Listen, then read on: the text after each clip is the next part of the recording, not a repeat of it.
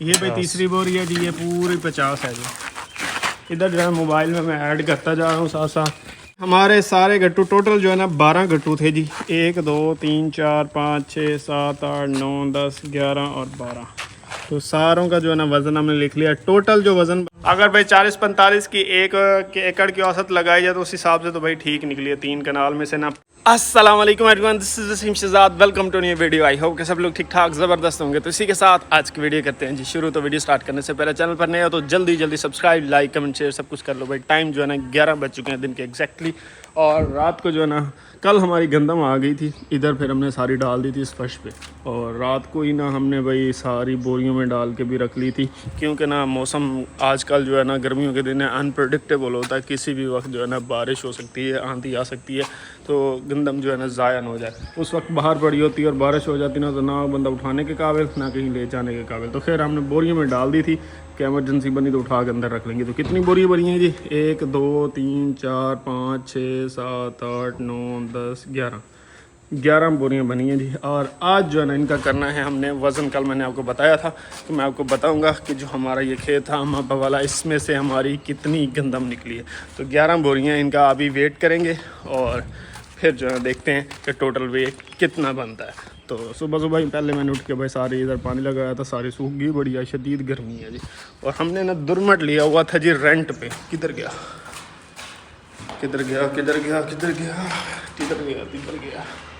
दे तो नहीं दिया। दुरमट किधर गया? अम्मा दुरमट वापस कर छोड़े। हाँ कल के ताकत के पास पड़ा हुआ है। इस ताकत ने वो टोवाल जो लगा रहा था ना, उसकी मेरे ख्याल में कुटाई शुटाई वाला काम कर रहा था। अब इस ताकत लोग और भाभी कहीं जा रहे हैं, पता नहीं किधर जा रहे हैं, शहर ही जा रहे होंगे। कितने चल रहे हैं? अच्छा दुरमट की ज़रूरत है? हैं? रेंट पे आया हुआ है, मैंने पैसे देने हैं उसके, वापस कर दूँ? चले भाई दुरमट जो ना फ़िलहाल स्वागत कह रहा है कि वापस कर दो, क्योंकि ना भाई रेंट पड़ रहा है, हमें फजूल पड़ रहा है और रेंट भी पड़ता रहा है इसका, तो फिर फ़ायदा तो कोई नहीं। ज़रूरत हो तो फिर तो चलो बंदा रखता है। तो इसको जो है ना अभी असद को देता हूँ, असद ही लेके आया था, और ये वापस करते हैं इसको। बड़ा वज़नी है भाई।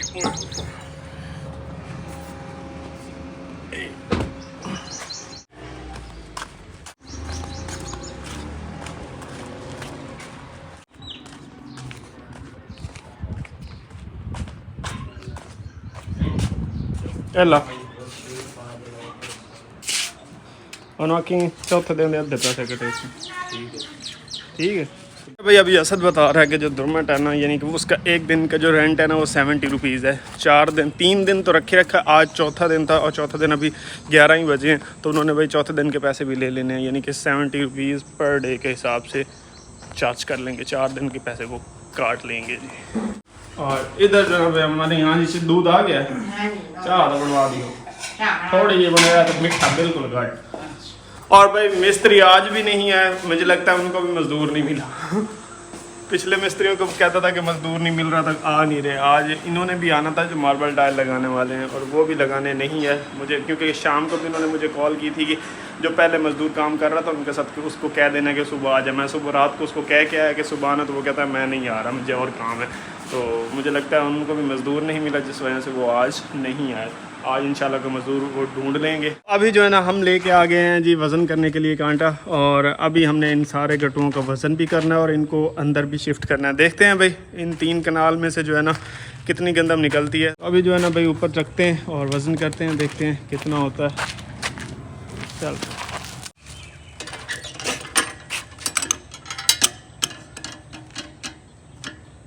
भाई वज़न लिखना भी है साथ साथ, तभी अंदाज़ा हो पाएगा कि कितना है। मैं कॉपी भी लेके आता हूँ। ये जो है ना हुआ है भाई 50 किलो और 3 किलो, मतलब 53 किलो टोटल ये हो गया जी। तो मैं भी कॉपी उठा के लाता हूँ, साथ साथ लिखते भी जाएंगे ताकि वज़न को ऐड करके टोटल बना लेंगे।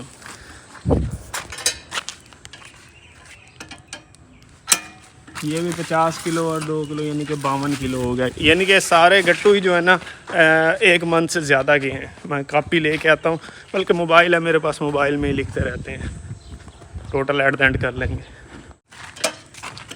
ये भाई तीसरी बोरी है जी, ये पूरी 50 है जी।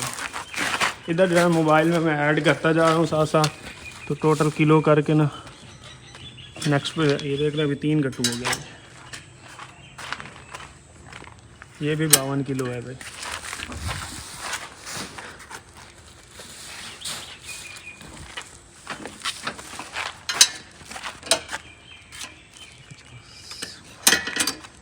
ये 50 है भाई। ये वाला जो है ना भाई 50 किलो है। चले सारे टोटल जो है ना वज़न कर लेते हैं, फिर आपको बताता हूँ कि ये गंदम कितनी निकली है। मेरे ख्याल में ये 20 किलो तो 20 मन तो हो जानी चाहिए, जिस तरह से ये सारे गट्टू ये 50 से ऊपर के हो रहे हैं ना।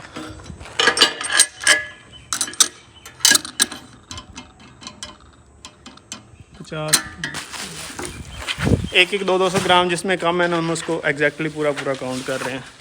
ये भी 50 हो गया। कितनी बोरी होगी जी? 1 2 3 4 5 6 का वज़न हो गया और तकरीबन 5 पीछे रह गए। कितना? 54। हमारे सारे गट्टू टोटल जो है ना 12 गट्टू थे जी। 1 2 3 4 5 6 7 8 9 10 11 और 12। तो सारों का जो है ना वज़न हमने लिख लिया। टोटल जो वज़न बना ना ये 622 kg बना है जी। अब 6 से 22 kg को अगर हम डिवाइड करें 40 से, तो ये भाई 15.5 तकरीबन 16 मन बन रही है। 15.5 मन से थोड़ी ज़्यादा है, और मतलब 15 मन और 20 किलो आप कह लो। हाँ, 15.5 मन ऑन एन एवरेज आप कह लो कि 15 मन बन गई है जी। इसमें से आप गट्टू शट्टू, वैसे गट्टू का वज़न इस कांटे पे काउंट नहीं होता, आप 15.5 मन ही गिनो। सही है, फिर थोड़ी ज़्यादा नॉर्मल है। हाँ पूरी है।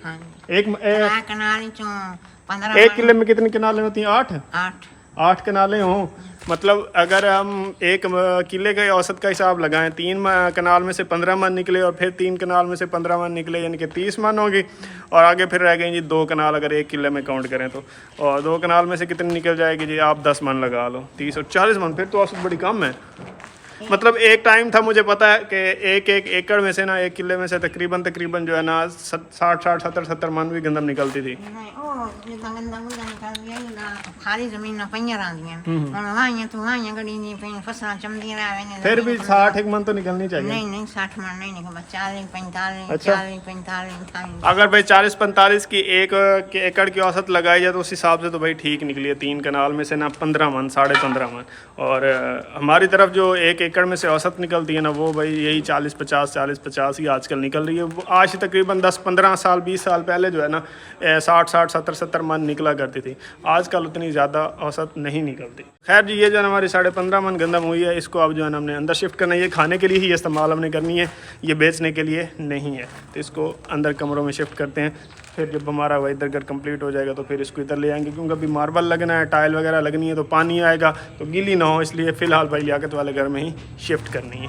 तो गंदम का जो है ना सारा वज़न हो चुका है जी, और आपको पता भी चल गया कि 15.5 मन तकरीबन गंदम हुई, जो कि हमने खाने के लिए ही इस्तेमाल करनी है। बाकी आप भी कमेंट्स में ज़रूर बताइएगा, जो लोग गंदम काश करते हैं, बताइएगा कि कितनी औसत उनकी एक एकड़ में से निकल रही है और आपकी तरफ रेट्स क्या चल रहे हैं। हमारी तरफ जो गवर्नमेंट ने रेट निकाला ना, वो मेरे ख्याल में 2300 रुपये, जो कि बहुत कम है किसान के लिए।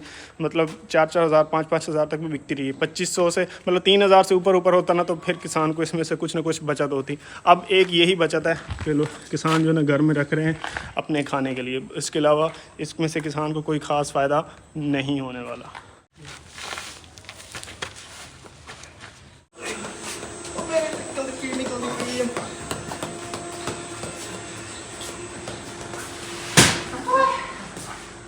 मेरी नाड़ वाट गई। बड़ा वजन तो खैर इतना नहीं है, अभी पहले ही बोरी थी जिस वजह से ना थोड़ा मुश्किल हुआ, लेकिन उठा लेंगे हम, कोई मसले वाली बात नहीं है।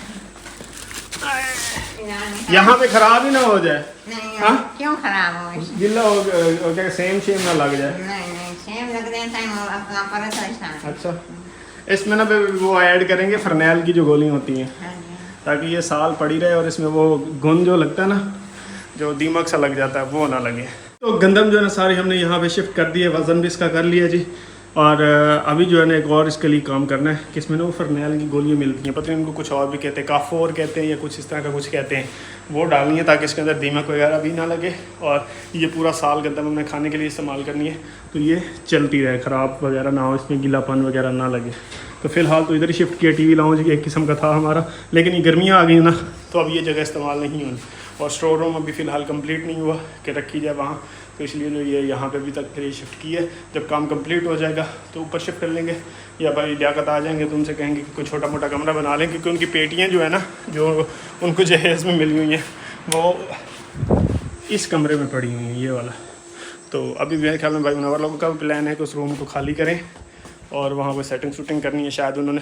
तो भाई लियाकत को एक स्टोर रूम चाहिए होगा, एक अदद स्टोर रूम। जो मेरे वाला स्टोर रूम है वो इतना बड़ा नहीं है कि वहाँ पेटियाँ रखी जा सकें, और वैसे वहाँ मैक्सिमम एक पेटी रखी जा सकती है और बाकी छोटी मोटी चीज़ें। लेकिन भाई मुनव्वर भाई लियाकत की 2 पेटियाँ हैं, ट्रंक हैं और 4 पाइयाँ हैं, और अब ये गंदम भी आ गई है अब हमारी।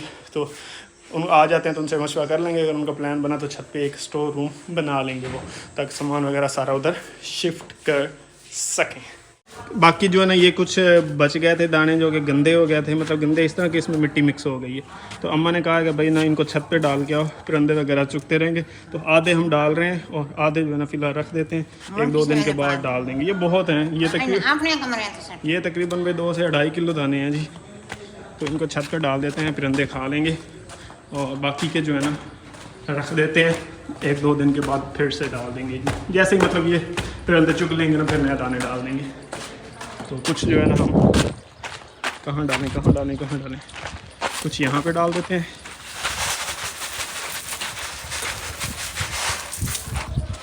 और बाकी के जो है ना ऊपर वाली छत पे डाल देते हैं। बल्कि नहीं यार, ऊपर वाली छत पे परिंदे कहाँ ही पहुँचेंगे, इधर ही डाल देते हैं।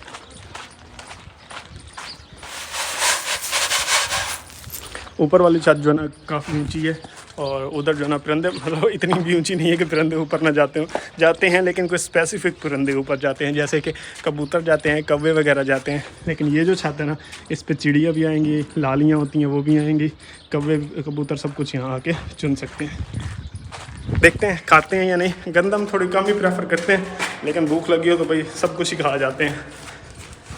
टाइम जो है ना अभी 4:33 हो गए हैं जी, और अभी लगाया हुआ है जी पौधों को पानी। ये पौधे जो है ना आजकल पानी बहुत ज़्यादा ले रहे हैं, गर्मी है ना तो भाई फ़ौरन सूख जाते हैं। तो मोटर चलाइए, पानी छन लगाया। और ये जो हमारा इसको क्या कहते हैं, इसको हम भाई पंजाबी में शरीं का पौधा कहते हैं। दरख्त होते हैं, खैर पौधे तो ये नहीं होते। आप इनको क्या कहते हैं कमेंट्स में बताएंगे। इनके ऊपर ना ये भाई लगते हैं इस तरह के फूल, और ये इतना कचरा फैलाते हैं ना, मतलब एक दिन लगते हैं दूसरे दिन सारे झड़ जाते हैं। तो इस वजह से ना यहाँ पे फूल ही फूल और वो ना कचरा ही कचरा बना रहता है। लेकिन ये है कि इसकी छाँव बड़ी होती है और ये बहुत बड़ा दरख्त बनता है। लेकिन मुझे लगता है कि इन फ्यूचर शायद ये दरख्त हमें निकालना ना पड़ जाए, वो इसलिए कि भाई आंधियाँ तूफान चलते हैं ना तो ये बहुत बड़ा हो जाता है। मतलब फॉर एग्जांपल हम इसको फुली ग्रो करने देना, ये इस छत को भी कवर कर लेगा, उस ताकत की छत को भी कर लेगा कवर। तो आंधियाँ तूफानों में ना भाई घर को रिस्क बन सकता है, तो डर लगा रहेगा। तो इस वजह से मुझे लगता है कि निकालना पड़ेगा। फ़िलहाल तो फिर हमने इसको कुछ नहीं कहा, और कुछ यहाँ तक ये पहुँच गया है। बस पानी भी मेरे ख्याल में पहुँच गया है, एंड तक पहुँच गया है भाई। तो मोटर को करते हैं जी बंद।